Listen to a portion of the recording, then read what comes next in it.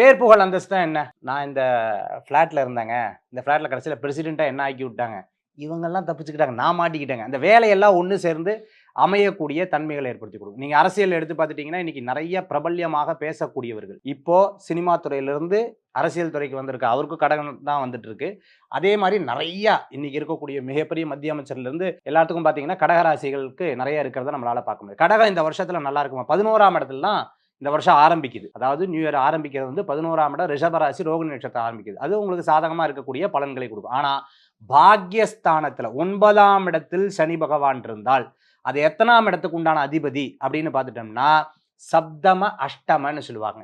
7, 8க்கு உண்டானவர். 7, 8னா நம்மலாம் கரெக்ட்டா தான் இருப்போம். ஆனா பிறர் மூலமான சில தடங்கல்களை சந்தித்து வர்றதுக்கு உண்டான வாய்ப்புகளை ஏற்படுத்தி கொடுக்கும். திருமண காரியம் கைகூடி வரும், பேச்சுவார்த்தைகள் வெற்றி பெறும்.